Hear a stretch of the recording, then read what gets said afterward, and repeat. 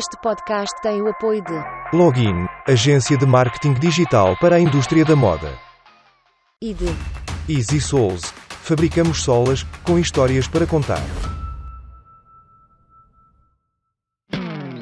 Este é o mais famoso podcast sobre calçado. Todas as terças-feiras, Pedro Fonseca e Rui Oliveira falam sobre o dia-a-dia da indústria, as notícias, o design, a tecnologia e, mais importante, as pessoas por detrás da indústria. Aperte os seus sapatos e ouça o podcast com um novo episódio todas as terças-feiras. Este podcast tem o apoio de Vapsol, always a step ahead. Sejam bem-vindos ao mais famoso podcast sobre calçado. E se uma empresa portuguesa da indústria do calçado quiser abrir uma fábrica de um país estrangeiro, este é o tema do podcast de hoje. O meu nome é Pedro Fonseca e tenho comigo, como é habitual, Rui Oliveira. Olá, Rui. Olá, Pedro. Hoje temos um convidado que está connosco em direto de Washington, nos Estados Unidos.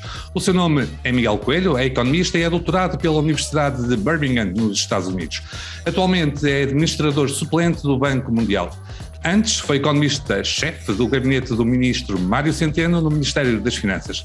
Já foi também consultor do Tesouro Britânico, conselheiro sénior do primeiro-ministro britânico Gordon Brown e foi economista sénior na Unidade de Políticas Públicas do primeiro-ministro David Cameron. Isto resumindo o seu currículo. Para além disso, o Miguel é um filho da terra, é um felgueirense e eu e o Miguel, isso é o mais importante de tudo, andamos na mesma turma da escola secundária. Miguel, muito obrigado por estares aqui, por teres aceitado o nosso convite. Muito obrigado, Pedro. Obrigado eu pelo convite que me foi interessado. É um gosto. Como eu já disse, exerces atualmente funções no Banco Mundial, que é uma instituição financeira internacional que, grosso modo, efetua empréstimos a países em desenvolvimento, países emergentes. Mas é mais do que isso, não é assim, Miguel? É verdade, é uma entidade que foi criada no contexto dos acordos de Bretton Woods, depois da Segunda Grande Guerra, e que é constituída, no fundo, por quatro subentidades principais. Uma delas é o Banco Internacional de Reconstrução e Desenvolvimento, que trabalha com Estados soberanos, concede financiamento a Estados soberanos, com o objetivo de promover desenvolvimento económico e, portanto, com dois focos essenciais, um de diminuição de pobreza, por um lado, e outro por diminuição de desigualdades na distribuição de rendimento. Além da parte de financiamento, existe uma componente de assistência técnica, de transferência de conhecimento, que é extremamente importante também. Depois há uma segunda entidade, que é a Associação Internacional de Desenvolvimento, que tem uma função muito semelhante à do Banco Internacional de Reconstrução e Desenvolvimento, sendo que a diferença principal passa por se focar esta segunda entidade nos países mais pobres, com condições de contas públicas mais difíceis e, portanto, onde, em vez de estarmos a falar de financiamentos do tipo crédito, estamos a falar de financiamentos, no fundo, a fundo perdido, que são atribuídos a estes países, sendo que a componente de conhecimento, de transferência de conhecimento e de capacitação institucional e técnica é muito semelhante àquela que se passa com o Banco Internacional de Reconstrução e Desenvolvimento. Depois temos mais duas entidades, uma a Corporação Financeira Internacional, que é a parte do Grupo Banco Mundial que interage diretamente com o setor privado, portanto com empresas. Neste caso, interage quer também pelo lado financeiro, via crédito, via participações de capital, mas também por aconselhamento técnico a empresas de qualquer país que tenham interesse em expandir a sua atividade para economias emergentes e em desenvolvimento, porque essas são de facto.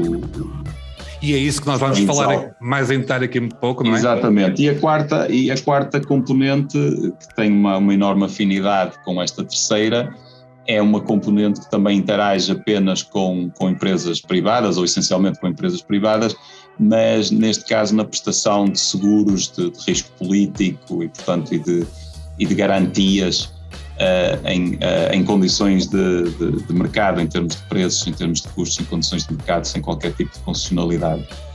E de forma muito sucinta, estas são as 4 grandes áreas do Grupo Banco Mundial. Então vamos pegar naquilo que tu já referiste, que é no fundo o nosso tema. O Banco Mundial apoia de certa forma empresas que pretendam investir em países emergentes. Poderão ser, por exemplo, fábricas de calçado portuguesas que pretendam abrir uma fábrica em países emergentes. Então como é que o Banco Mundial atua nestes casos para ajudar as empresas? Que instrumentos é que tem à sua disposição?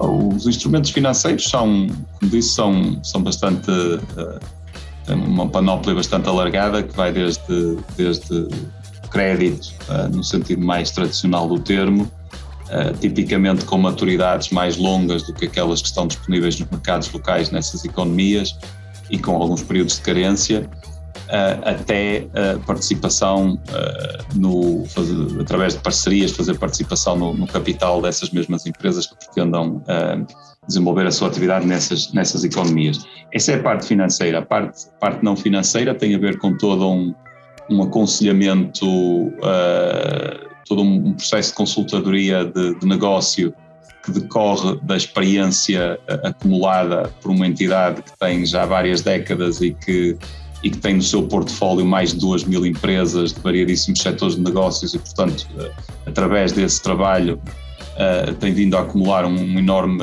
know-how em diferentes áreas da indústria e dos serviços e, portanto, consegue mobilizar esse conhecimento e colocá-lo ao dispor dos clientes, das empresas com as quais acaba por fazer parcerias de investimento. E depois o que faz também, a ajuda decorre muito de dois fatores adicionais. Ter a AFC, a tal corporação financeira internacional, ter uma rede de contactos privilegiada nessas economias e, portanto, ter um conhecimento do negócio no local que à partida será muito útil para empresas que estão a considerar ir para essas geografias pela primeira vez.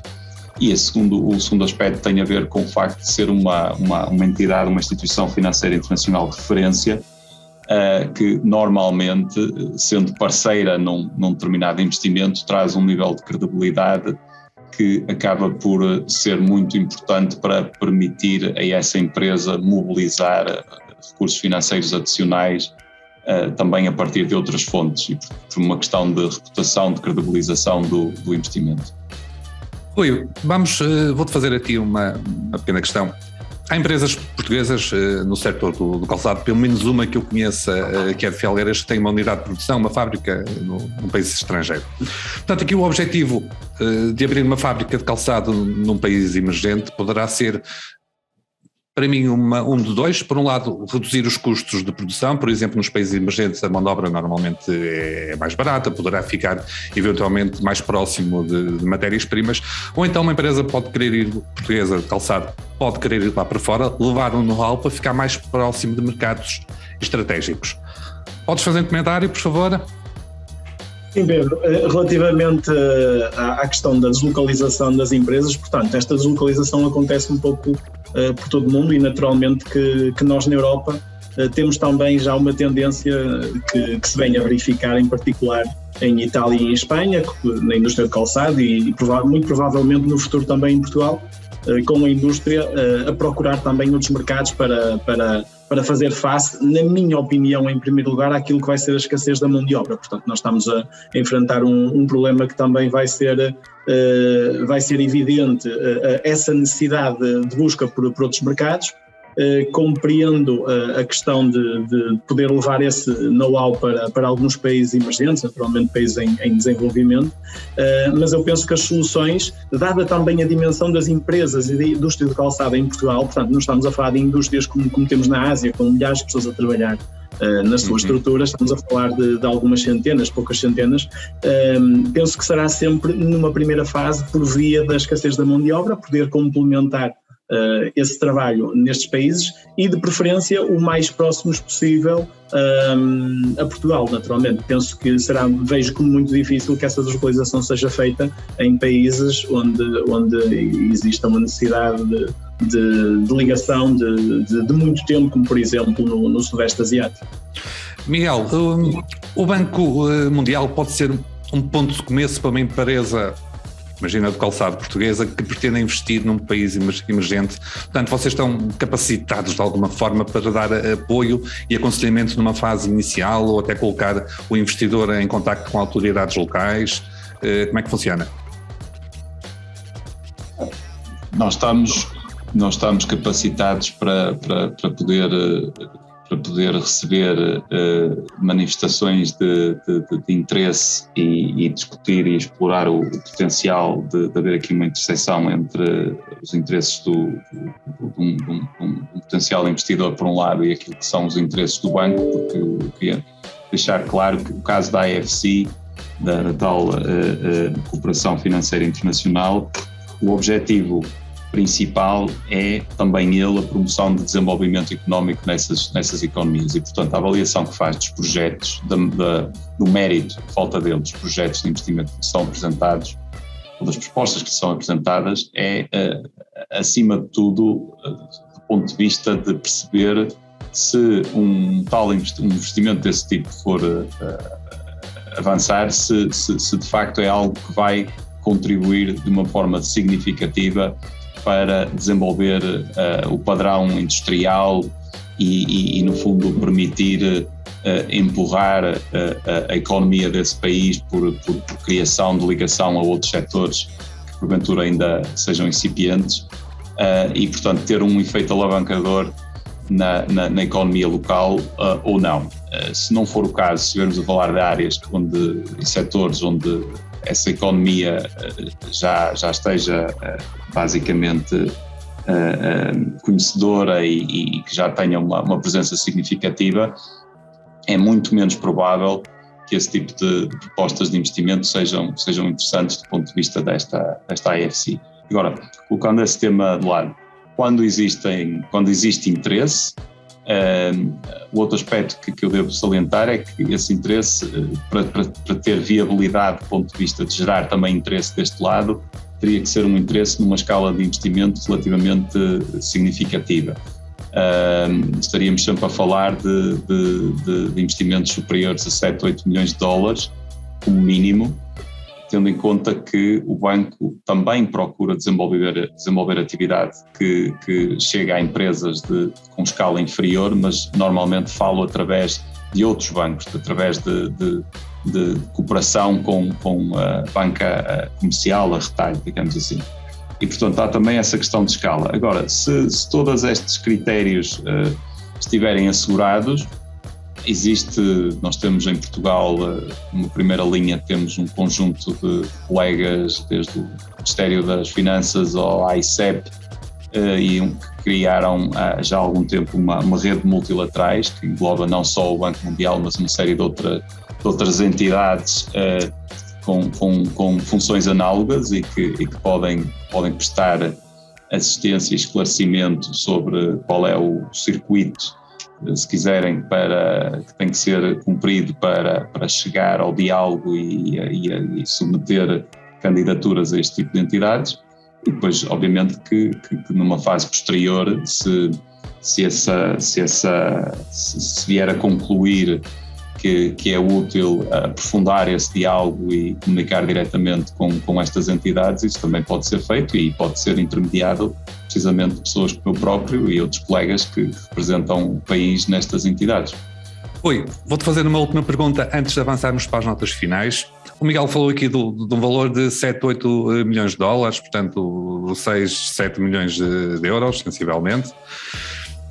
As nossas empresas, poucas são as que poderão ter a capacidade de tal investimento, sendo que algo que temos visto na indústria, uma evolução ao longo dos últimos anos, é cada vez mais os empresários se unirem e trabalharem em conjunto, que vemos muito mais isso hoje do que víamos há 10, 15, 20 anos atrás. E às tantas até eventualmente podiam fazer uma parceria, 2 ou 3 empresários e abrirem uma fábrica fora do país. Portanto, mas eu queria aqui no fundo era mais a tua avaliação a esta questão dos empresários estarem cada vez a cooperarem mais uns com os outros e as empresas estarem cada vez mais a cooperar umas com as outras. Acho que é importante. É naturalmente positivo que as empresas estejam nessa colaboração. E em particular eu gostaria até de realçar que a Comissão Europeia, portanto, lançou um programa apelidado Global Gateway, portanto estamos a falar de uma mobilização de até 300 milhões de euros de investimentos precisamente em países em vias de desenvolvimento, em tecnologias digitais, em clima, energia, transportes e entre várias outras matérias, que é um programa que pretende precisamente implementar, trazer alguns benefícios do investimento nestes países em vias de desenvolvimento. Portanto, é um programa que vai existir entre 2021 e 2027. Portanto, vemos que a Europa já está preocupada em criar precisamente estes laços, em desenvolver estas sociedades de economias, e pode representar também uma oportunidade para o setor privado, nomeadamente os Estados-membros da União Europeia, ao qual nós também pertencemos, através desse investimento e também conseguindo manter alguma competitividade. Isto naturalmente que depois será difícil de verificar no imediato, ou melhor, é muito difícil neste momento de ser verificado no imediato, porque existem também um conjunto de regras ambientais e laborais que têm que ser seguidas, e naturalmente que nós temos que respeitar essas práticas, mas é já uma resposta da própria União Europeia, e os nossos empresários e a nossa indústria têm que estar atenta precisamente a este conjunto de iniciativas que existem e que já estão presentes, porque podem ser extremamente interessantes para a indústria de calçado aproveitar. Miguel, vamos avançar para as notas finais. Miguel, notas finais, alguma coisa queiras salientar? Duas. Uma, dizer que, para sermos totalmente claros, que não está, e eu sei que esta realidade dos fundos comunitários e das condições de financiamento fundo perdido e por aí fora é uma realidade que Portugal conhece bem, e, portanto, só para, neste caso, não permanecer aqui qualquer equívoco, dizer que não é disso que se trata quando estamos a falar destas entidades. Portanto, estamos a falar de entidades cujo financiamento e ou participações de capital, de equity, têm como expectativa um retorno financeiro em condições de mercado, e portanto não há aqui elementos de subsídio incorporados nestas participações de capital ou nestes financiamentos. Eu acho que era muito importante deixar isso claro. Sim. Não é por aí. Esse é um ponto. O segundo ponto é dizer que da minha parte, naquilo que puder ser útil, existe disponibilidade e interesse para prestar qualquer esclarecimento adicional que possa surgir no decurso ou na sequência desta nossa agradável conversa. Rui, notas finais rápidas, por favor. Exatamente. Em primeiro lugar, agradecer ao Miguel por este momento, é extremamente importante e é muito enriquecedor também para o nosso podcast poder contar com a sua participação e com a sua opinião, e apenas levar como uma nota final de forma muito rápida a questão da queda precisamente do investimento estrangeiro direto nos países em desenvolvimento. Portanto, estamos a falar que eles passam a ser ainda mais desfavorecidos, ou seja, este indicador, se já estava moderado na Europa, está cada vez mais no vermelho. Portanto, é uma fonte que eu acho que é de profunda preocupação para todos nós, porque de facto o IED está a descer bastante nestes países, e é fundamental pensarmos global e pensarmos também que este investimento é muito importante para o seu próprio desenvolvimento, não só do país, como também para complementar aquilo que é a nossa economia e o nosso investimento, também seja na indústria de calçado, seja em outro tipo de indústrias. E chegamos ao fim deste episódio do podcast. Resta-me agradecer ao Rui por estar novamente aqui connosco, e em especial ao Miguel pela sua presença.